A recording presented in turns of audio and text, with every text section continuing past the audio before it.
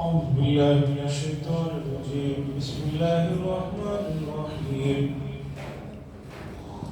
وأسمى فادهم لموسى فارغا إن كادت لتبدي به لولا أن ربطنا على قلبها لتكون من المؤمنين. وقالت لأخته قصيه فبصرت به عن جنب وهم لا يشعرون. وحرمنا عليه المراضع من قبل فقالت هل أدلكم على أهل بيت يكفلونه لكم وهم له ناصحون. فرددناه إلى أمه كي تقر عينها ولا تحزن ولتعلم أن وعد الله حق ولكن أكثرهم لا يعلمون. فلما بلغ أشده واستوى آتيناه حكما وعلما وكذلك نجزي المحسنين. ودخل المدينة على حين غفلة من أهلها فوجد فيها رجلين يقتتلان هذا من شيعته وهذا من عدوه فاستغاثه الذي من شيعته على الذي من عدوه فوكله موسى فقضى عليه قال هذا من عمل الشيطان إنه عدو مضل مبين. قال رب إني ظلمت نفسي فاغفر لي فغفر له إنه هو الغفور الرحيم. قال رب بما أنعمت علي فلن أكون ظهيرا للمجرمين. فأصبح في المدينة خائفا يترقب فإذا الذي استنصره بالأمس يستصرخه قال له موسى إنك لغبي مبين. فلما أن أراد أن يبطش بالذي هو عدو لهما قال يا موسى أتريد أن تقتلني كما قتلت نفسا بالأمس إن تريد إلا أن تكون جبارا في الأرض وما تريد أن تكون من المصلحين. وجاء رجل من أقصى المدينة يسعى قال يا موسى إن الملأ يأتمرون بك ليقتلوك فاخرج إني لك من الناصحين. فخرج منها خائفا يترقب قال رب نجني من القوم الظالمين.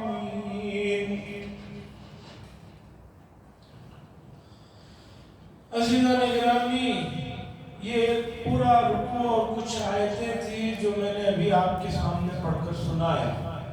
اس سورت کا نام سورۃ القصص، جیسے کہ پہلے بات آ چکی ہے. اس میں حضرت موسیٰ علیہ السلام کا واقعہ تفصیل سے اللہ تعالیٰ نے ذکر فرمایا ہے. اور یہ واقعہ اس سے پہلے بھی قرآن کے دوسرے پاروں میں گزر چکا ہے، لیکن اس صورت میں ابتدائی جو حالات اور واقعات رہے اسے بھی اللہ تبارک و تعالیٰ نے ذکر فرمایا. اور کچھ تفصیل آپ کے سامنے گزشتہ مجلس میں آ چکی ہے. اب یہ پورا ایک رکوع اور اس سے بھی کچھ زیادہ آیتیں جو میں نے پڑھی ہیں، اس سے بھی پورا واقعہ نہیں، آگے بھی ایک رکوع آئے گا اس میں بھی یہی واقعہ چلے گا. تو بہتر ہوگا کہ آیتوں کا ترجمہ سننے سے پہلے واقعے کو سمجھ لیں تاکہ آیتوں کے ترجمے میں آسانی. یہ بات آئی تھی کہ فرعون نے خواب دیکھا جس میں اس کی سلطنت تباہ و برباد ہو رہی تھی. تو معبروں نے یہ تعبیر دے دی تھی کہ اسرائیلیوں میں بچہ پیدا ہونے والا ہے جو تمہاری سلطنت کے زوال کا باعث بنے گا. فرعون نے حکم دے دیا تھا کہ اسرائیلیوں کے یہاں کوئی بھی بچہ پیدا ہو تو اسے قتل کر دو. اسی درمیان میں حضرت موسیٰ علیہ السلام کی پیدائش ہوئی.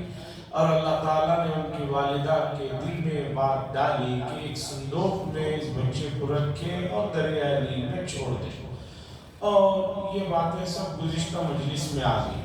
اب اللہ فرماتے ہیں اب فرعون کے محل میں بچہ تو پہنچ گیا، لیکن ادھر والدہ بہت بے چین تھی، اور ظاہر سی بات ہے کہ ماں اپنے بچے کے لیے بے چین ہونا فطری بات ہے، اس میں کوئی ایسی انہونی بات نہیں۔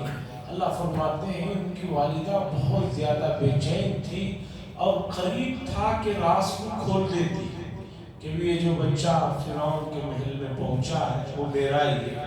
تو ہم نے ان کے دل کو قرار عطا کیا، ان کو اس راز کو کھولنے سے بچایا، تاکہ آگے چل کر ہم موسیٰ علیہ السلام کے لیے جو کچھ پروگرام ان کے لیے بنائے ہیں ان چیزوں پر ان کا بھی یقین بنے کہ جو شخص اللہ تبارک و تعالیٰ پر بھروسہ کرتا ہے وہ کامیاب ہوتا ہے اور وہ کبھی ناکام نہیں۔ اب بچہ وہاں گھر پہنچ گیا۔ اللہ فرماتے ہیں اب ان کی والدہ بے قرار ہے، تو ان کی والدہ کے پاس بچے کو واپس لانا ہے۔ تو انتظام دیکھیے اللہ نے ایسے فرمایا کہ اس بچے پر تمام عورتیں جو دودھ پلانے والیاں تھیں ان کے دودھ پلانے پر ہم نے بندش لگا دی۔ بندش اس طرح لگا دی کہ یہ بچہ حضرت موسیٰ علیہ السلام کوئی بھی خاتون دودھ پلانا چاہتی تو یہ پیتے نہیں تھے، اور رونا رہتا تھا۔ اور پہلے زمانے میں یہ واقعہ جب کا ہے 4-5 ہزار سال پہلے کا، اور اب بھی اگر 40-50 سال پہلے دیکھیں تو آپ کو معلوم ہے کہ چھوٹے بچے صرف ماں کے دودھ پر اکتفا ان کا ہوتا تھا۔ اور آج بھی جتنے دودھ کے پاؤڈر اچھی مشہور کمپنیوں کے بھی بکتے ہیں میڈیکلوں میں بازار میں، اس پہ یہ جملہ بڑا لکھا ہوا ہے کہ ماں کا دودھ ہی جو ہے سب سے بہتر ہے بچے کے لیے۔ تو اب کوئی اور غذا کا طریقہ نہیں، بچہ کسی بھی اس سے دودھ پینے کے لیے تیار نہیں، تو اب پریشانی بڑھ گئی۔ تو ادھر ان کی والدہ نے بہن سے یعنی کہ موسیٰ علیہ السلام کی بہن سے جو ان کی بیٹی ہے ان سے کہا ذرا جا کر دیکھ کر آؤ کیا ہو رہا ہے، دور دور سے ذرا دیکھنا تاکہ کسی کو پتہ نہ چلے۔ یہ بہن پہنچی ادھر، اور ادھر فرعون کے محل میں یہ بات طے ہوئی کہ بھئی باہر جا کر تلاشا جائے کون خواتین ایسے ہیں جو اس بچے کی پرورش کر سکیں، ان کو انعام و اعزاز دیا جائے گا۔ ادھر فرعون کے کارندے تلاش کرتے ہوئے پھر رہے تھے، یہ خاتون موسیٰ علیہ السلام کی بہن ملی، اور انہوں نے ان کارندوں سے کہا کہ میں ایسے گھرانے کو جانتی ہوں جو بہت اچھے ہیں، مجھے امید ہے کہ اس گھرانے میں اس بچے کی صحیح پرورش ہو پائے گی۔ پھر ان کارندوں نے کہا کہ ہمیں بتاؤ، تو انہوں نے اپنی والدہ سے لا کر ملایا، اور ان کے والدہ کے پاس پھر اللہ تعالیٰ نے موسیٰ علیہ السلام کو پہنچایا، اور ادھر پہنچے اور انہوں نے اپنی والدہ کے گود میں دودھ پینے کا کام شروع کر دیا، جس سے کارندوں کو بھی خوشی ہوئی اور ان کو بھی اللہ نے تسلی دی کہ ان کا بچہ پھر ان کے پاس واپس آ گیا۔ یہ غیب سے انتظامات ہوتے ہیں، بہت سے معاملات ایسے ہوتے ہیں کہ ان کی حقیقتیں، ان کے اسرار و رموز آدمی کو اس دنیا میں بعض مرتبہ چند سالوں کے بعد معلوم ہوتے ہیں، اور بہت سی حقیقتیں ایسی ہیں کہ ان رازوں پر سے پردہ انشاءاللہ میدان محشر میں اٹھے گا، وہاں سب پتہ چل جائے گا۔ اس لیے کوئی ایسا مسئلہ ہو تو آدمی اپنے دل و دماغ پر بہت زیادہ سوار نہ کر لے، اس لیے کہ اطباء اور ڈاکٹر کہتے ہیں کہ صحت کا سب سے بڑا مسئلہ یہ ہے کہ آدمی اپنے آپ کو بیمار نہ سمجھے، اپنے آپ کو تندرست اور قوی سمجھے گا تو اس کی صحت اچھی ہوتی چلی جائے گی۔ مشہور واقعہ لکھا ہے لندن کا ایک واقعہ کہ ایک کمرے میں ایک مریض جس کا بڑا آپریشن ہونے والا تھا، اور ایسے بڑے آپریشنوں میں انسان کی جان بھی جا سکتی ہے، اسی لیے آپریشن سے پہلے دستخط بھی لے لیا جاتا ہے گھر والوں سے کہ کچھ ہو گیا تو ہم ذمہ دار ہیں، یہ تو سبھی کو معلوم ہے۔ لیکن وہاں پر یوروپ میں خاص طور پر جس آدمی کا کوئی بڑا آپریشن ہونے والا رہتا ہے اسے ذہنی طور پر تیار کرتے ہیں کہ وہ اس آپریشن سے پر امید رہے، اسے یقین ہو کہ میں اس سے کامیاب ہو کر نکلوں گا۔ ماہرین نفسیات، سائیکالوجی کے جو اسپیشلسٹ ہوتے ہیں ان کو ایسے مریضوں کے آس پاس آپریشن سے پہلے لگا دیا جاتا ہے تاکہ وہ اس آدمی کے ذہنی وسوسوں کو ختم کرے۔ اسی زمانے کا یہ واقعہ کہ ایک آدمی جس کا بڑا آپریشن ہونے والا تھا، ہسپتال میں ایڈمٹ تھا، وہاں پر ایک نرس آتی ہے، نرس آ کر جو ہے کمرے کی پاکی صفائی کرتے کرتے اس سے پوچھتی ہے کہ آپ کا آپریشن طے ہو گیا؟ تو کہتا ہے ہاں میرا آپریشن طے ہو گیا۔ تو نرس پوچھتی ہے کہ کون سرجن آپ کا آپریشن کر رہا ہے؟ تو مریض بہت آہستہ سے کہتا ہے کہ فلاں سرجن میرا آپریشن کر رہا ہے۔ نرس کہتی ہے کہ آپ دوبارہ کہیے کس کا نام آپ نے لیا؟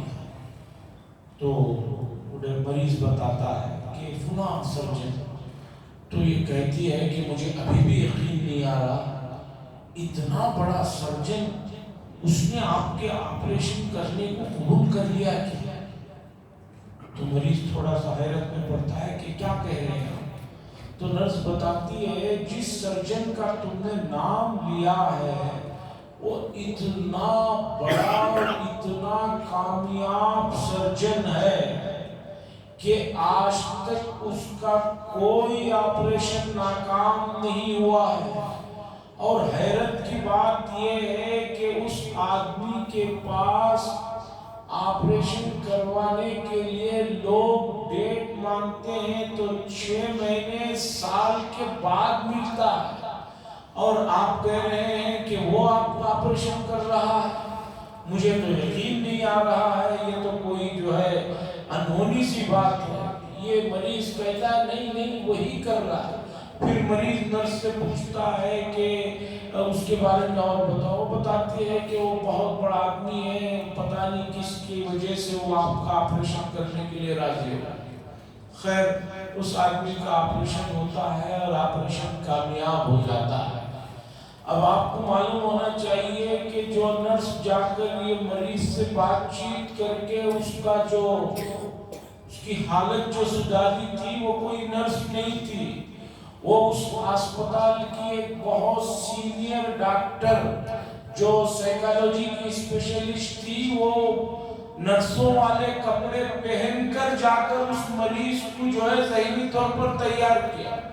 پتہ چلے آپریشن کے تھیٹر میں آدمی کچھ زیادہ ہی ڈر خوف کیا تو آپ کو معلوم ہونا چاہیے کہ جو ہے وہ مسئلہ بگڑ جائے۔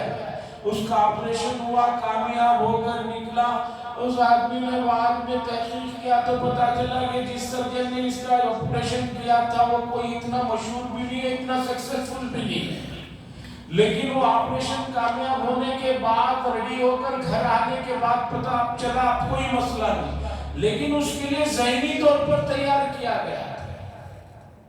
حجاج بن یوسف نے جن لوگوں کو قتل کیا تھا ان میں سے ایک بڑے آدمی کا بھی اس نے قتل کروایا، تو قتل کروانے کے بعد، ذبح کروانے کے بعد اتنا خون نکل رہا تھا، اتنا خون نکل رہا تھا، حجاج بن یوسف گھبرا ہو گیا، پریشان ہو گیا کہ بھی میں نے اتنے قتل کروائے، سر اڑائے، لیکن کبھی خون اتنا نہیں نکلا، اس آدمی میں اتنا خون کیوں نکل رہا ہے؟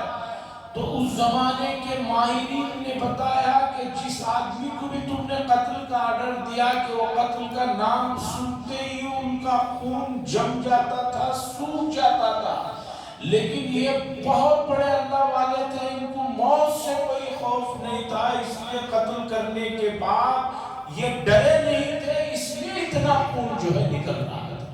تو ذہنی طور پر تیار ہونے کی ضرورت رہتی ہے، اس مسئلے کو جتنا جلد ہم سمجھ لیں ہمارے لیے آنے والی زندگی میں سہولتیں رہتی ہیں۔ تو یہ بتانا تھا کہ موسیٰ علیہ السلام کی والدہ کے پاس بچہ آ گیا، وہاں خوش و خرم تھا، اور موسیٰ علیہ السلام کی والدہ کو بھی تسلی تھی، اور ادھر فرعون اور اس کے ان کو بھی تسلی تھی۔ اللہ نے بتایا کہ یہ مرحلہ گزرا، اس مرحلے کے بعد حضرت موسیٰ علیہ السلام جوان ہوئے، جوان ہونے کے بعد ہم نے انہیں علم عطا فرمایا، حکمت عطا فرمایا، صحیح فہم عطا فرمایا۔ دو لفظ قرآن نے کہا، حکم و علم، علم کے ساتھ حکمت، صحیح فہم بھی عطا فرمایا۔ شیخ سعدی رحمۃ اللہ علیہ کہتے ہیں ایک من اگر علم ہے تو اسے 10 من جو ہے فہم اور تجربہ اور حکمت چاہیے، تب جا کر آدمی جو ہے کامیاب ہوتا ہے۔ ایک آدمی کے پاس علم تو ہے، فہم نہیں ہے، صحیح سمجھ نہیں ہے، حکمت نہیں ہے، تو وہ زیادہ مؤثر نہیں بن سکتا۔ تو اللہ نے انبیاء کے بارے میں ہمیشہ یہ بات فرمائی کہ ہم نے انہیں علم بھی عطا فرمایا اور حکمت بھی عطا فرمائی۔ یوسف علیہ السلام کے واقعے میں اور دوسرے انبیاء کے واقعات میں لفظ گزر چکا۔ اب سنیے اہم واقعہ کیا ہوا۔ مصر کے اندر یہ قانون تھا کہ شہر کے اندر صرف قبطی لوگ رہتے تھے، جو فرعون کی قوم کے لوگ تھے وہ رہتے تھے، اور جو اسرائیلی تھے، یعقوب علیہ السلام کی اولاد جو رہتے تھے وہ گاؤں میں رہتے تھے، اور گاؤں سے روزانہ شہر میں ان کا داخلہ مخصوص اوقات میں ہوتا تھا، اور کام کر کے واپس چلے جانا پڑتا تھا۔ اور یہ بات کوئی تعجب کی نہیں، ہمارے ملک میں بھی آزادی سے پہلے ساؤتھ افریقہ وغیرہ کے واقعات میں دیکھیے کہ وہاں پر ان گوروں نے وہاں کے لوگوں کو شہروں کے اندر داخلے منع کر دیا۔ بہرحال ہوا یہ کہ حضرت موسیٰ علیہ السلام ایسے ہی نکلے، باہر نکلے تو دیکھا کہ 2 آدمی شہر میں لڑ رہے ہیں دوپہر کا وقت، ہین غفلت من اہلیہ، ظہر کے بعد عموماً لوگ سو رہے ہوتے ہیں، خاص طور پر جن ممالک میں بہت شدید گرمی ہوتی ہے وہاں ظہر کا وقت خیلولہ کرنے کا، سونے کا معمول ہوتا ہے شدت گرمی سے بچنے کے لیے۔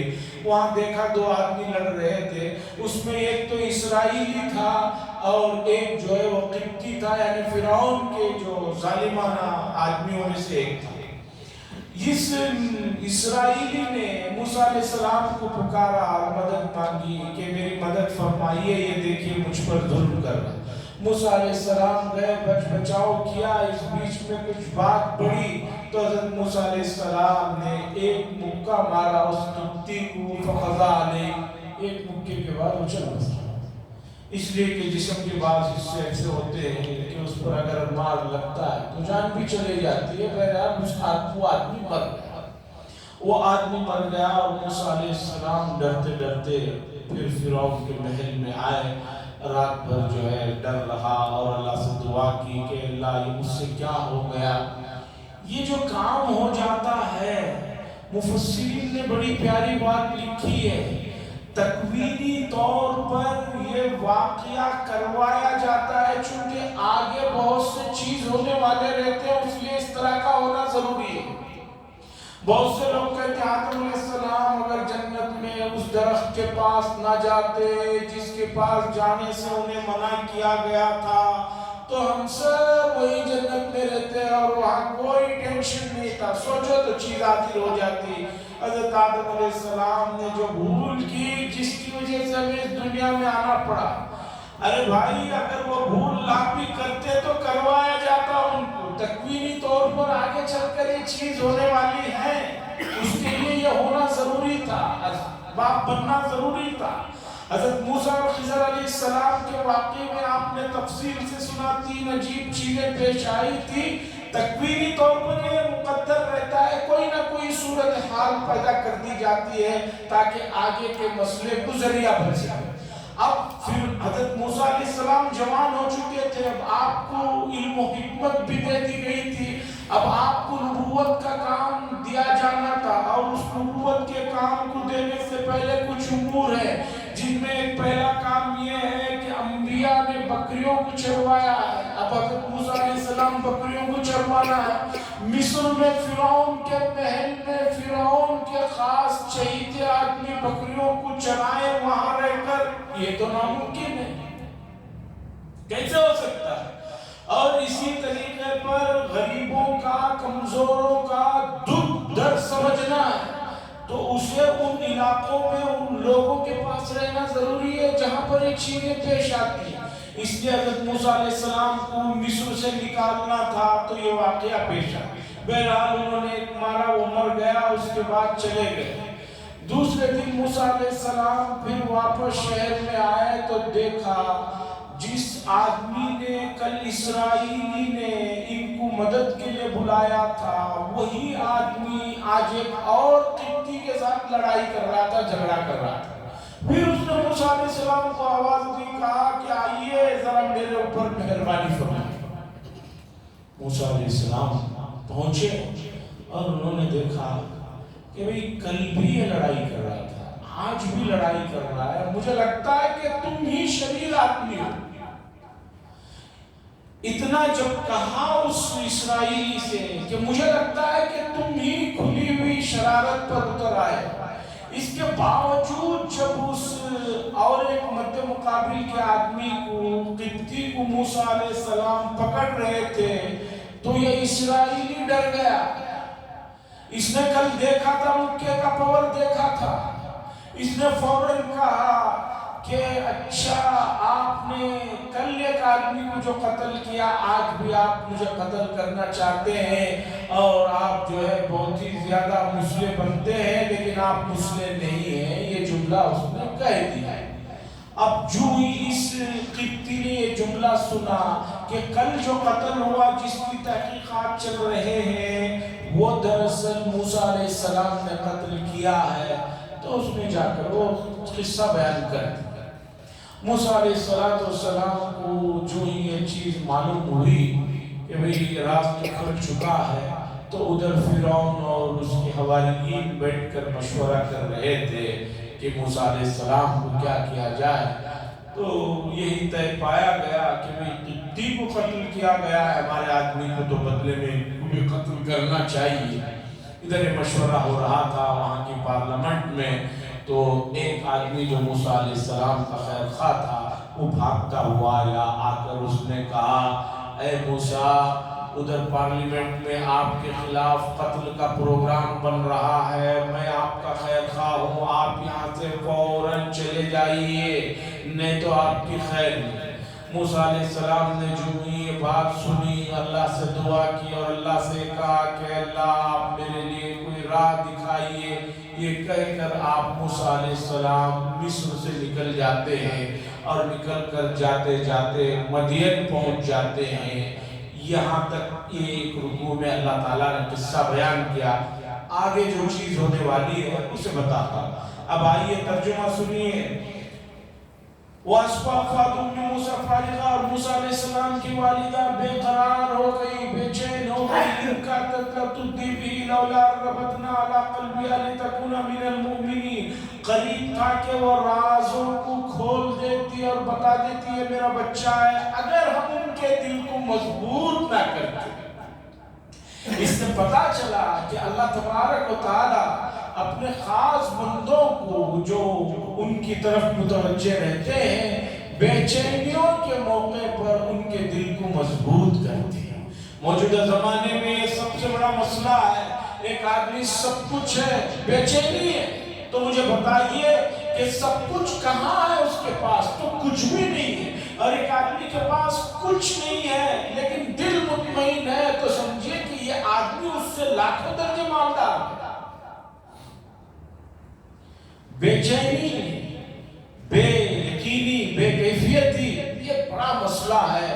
اس مسئلے سے نکلنے کا آسان اور سہل طریقہ یہ ہے کہ آدمی قرآن کی تلاوت کو پابندی سے اپنے اوپر لازم کر لے۔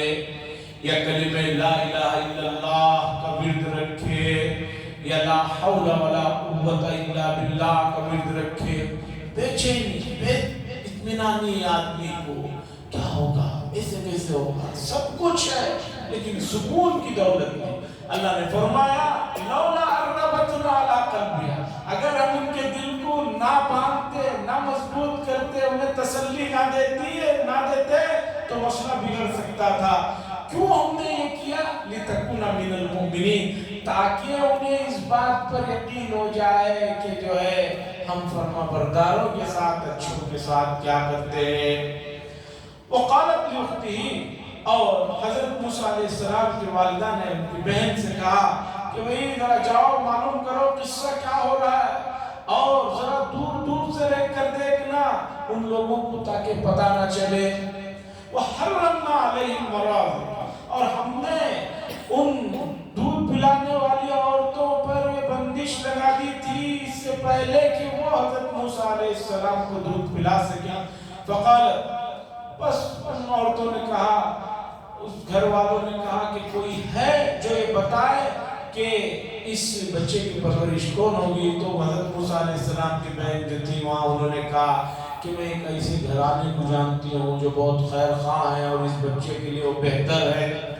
فرددنا، بس ہم نے لوٹایا ان کی ماں کی طرف، کئی تقر عینها، تاکہ ان کی آنکھوں کو ٹھنڈک پہنچے۔ بچے کا ماں کے پاس آ جانا آنکھوں کی ٹھنڈک ہے، ولا تحزن، اور تاکہ انہیں غم نہ ہو، اور وہ جان لے بے شک اللہ کا وعدہ حق ہے، سچا ہے، لیکن اکثر لوگ ہیں اس بات کو نہیں جانتے۔ اس آیت پر پہنچا تو مجھے پرانا ایک واقعہ یاد آ گیا، بہت پہلے کی بات ہے، تقریباً 25-30 سال پہلے کا واقعہ ہے۔ پہلے گھروں میں بچے بھاگ جاتے تھے، اب ماں باپ پریشان رہتے تھے۔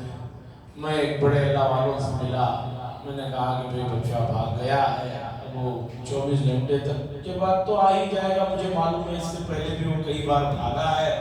24 گھنٹے تک جو تھوڑے بہت پیسے رہتے ہیں کھا پی لیتا ہے، ختم ہوتے ہیں واپس آ جاتا ہے، لیکن اس کی والدہ کو تسلی نہیں ہو رہی، کوئی آیت ایسی وہ بتائے کہ جس کے پڑھنے سے، جس کے کچھ کرنے سے کام ہو سکے۔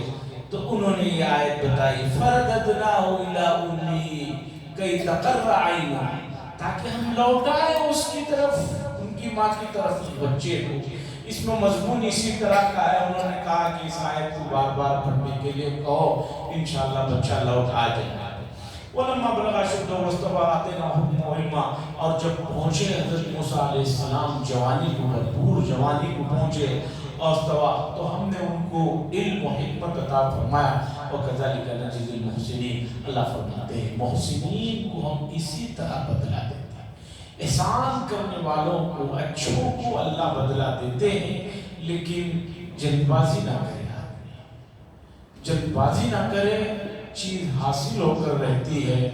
میں کہتا ہوں موجودہ زمانے میں میڈیکل کی اصطلاح میں آپ اس مسئلے کو سمجھنا چاہیں تو اس طرح ہے، آپ اچھے رہتے ہیں، اچانک آپ کے گڑھے میں یا کسی جگہ درد ہوتا ہے، ڈاکٹر کے پاس جاتے ہیں، ڈاکٹر سے کہتے ہیں درد ہو رہا ہے، ڈاکٹر پوچھتا ہے کہ گر گئے آپ کہتے ہیں نہیں، وہ کہتا ہے نہیں آپ کا نہیں پوچھ رہا ہوں میں، ذرا پرانا قصہ یاد کر کے بتائیے۔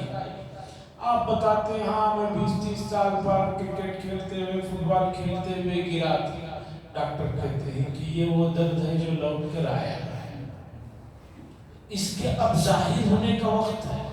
ہر وجود کا ظہور ضروری نہیں، ایک چیز موجود ہے تو یہ مطلب نہیں کہ ابھی وہ نظر آئے۔ آپ میں سے، ہم میں سے کوئی یہ نہیں بتا سکتا کہ میرے پاس عقل ہے تو کہاں ہے، عقل کھول کر تو دکھاؤ بھائی، لیکن مانتے ہی عقل ہے، لیکن کہاں ہے؟ آپ کہتے ہیں یہاں ہے، پوچھو ڈاکٹروں سے آپریشن کرنے کے وقت میں بھی یہاں کوئی عقل نام کی پھوڑی رہتی ہے کیا، تاکہ جسے کم ہے اسے آپریشن کر کے اس کے سر میں ذرا زیادہ ڈال دے، مانتے ہیں۔ اسی طرح آنکھوں میں دیکھنے کی طاقت ہے، کہاں ہے وہ طاقت؟ ہر وجود کا ظہور ضروری ہے۔ اسی طرح کوئی آدمی اچھائی کرتا ہے اس کا بدلہ ملتا ہے، کوئی برائی کرتا ہے اس کا بدلہ بھی اسے ملتا ہے۔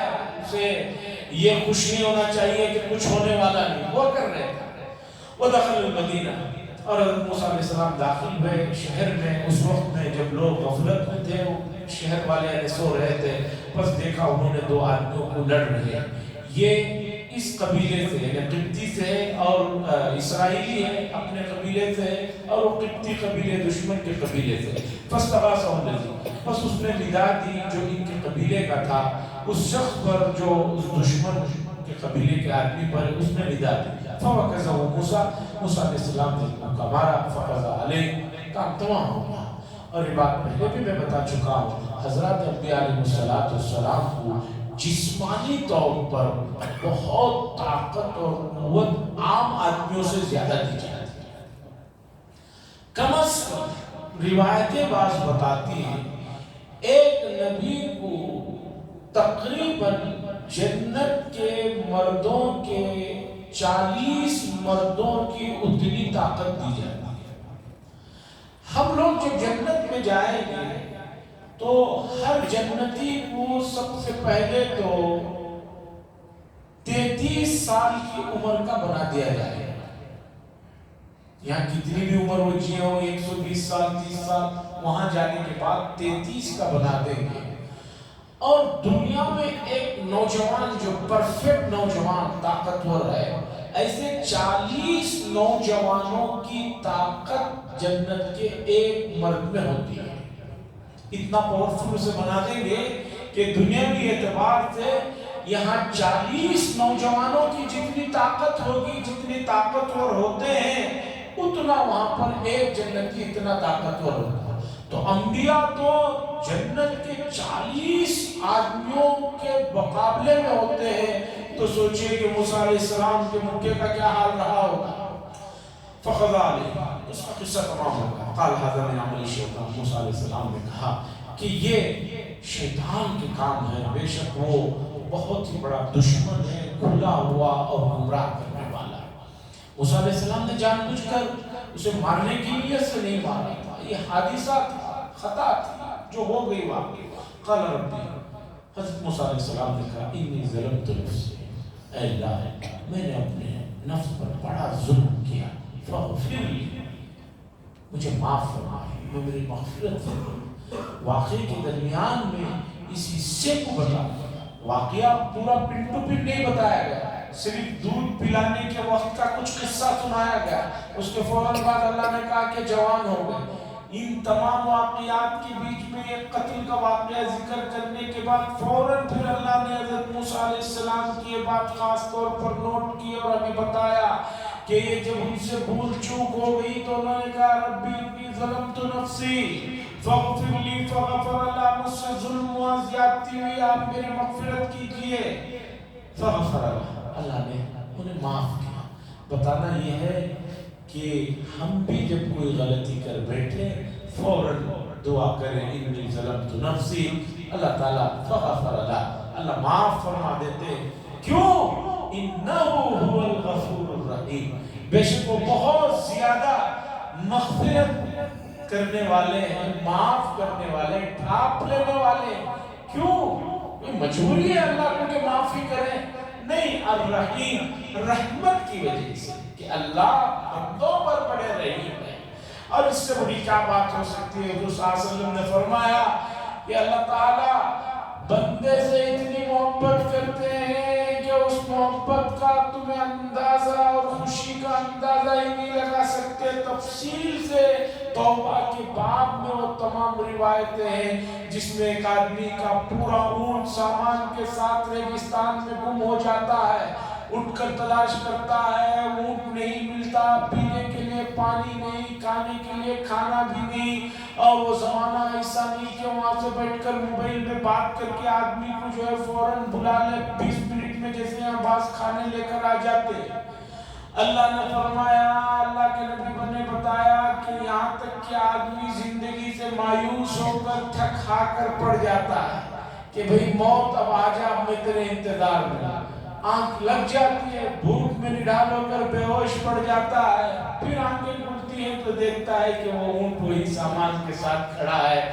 تو اللہ کے نبی نے بتایا، یہ اٹھ کر اتنا خوش ہو جاتا ہے اور کہتا ہے کہ یا رب، اللہ کو رب کہنے کے بجائے کہ میں رب ہوں تو میرا بندہ ہے، خوشی سے اس کی زبان سے الٹے الفاظ نکل جاتے ہیں۔ حضور صلی اللہ علیہ وسلم نے فرمایا حضرت حق جل مجدہ بندے جب معافی چاہتے ہیں تو وہ بندہ جو موت سے مایوس، زندگی سے مایوس ہو کر جو موت کو گلے لگانے لے گیا تھا، پھر زندگی ملنے پر جس طرح خوش ہوا ہے، اللہ تعالیٰ اس سے بھی زیادہ بندوں سے خوش ہوتے ہیں۔ وآخر دعوانا الحمدللہ رب العالمین۔ لك الحمد ولك الشكر يا الله، اللهم صل على سيدنا شفيع النبيين حبيب مولانا محمد بارك وسلم. اللهم لك السلام منك السلام تبارك يا ذا الجلال والاكرام. اللهم ارزقنا علم التوحيد وعمل الاخلاص وحسن الخاتمه. صلى الله تعالى وسلم على خير خلقه محمد وعلى اله وصحبه اجمعين.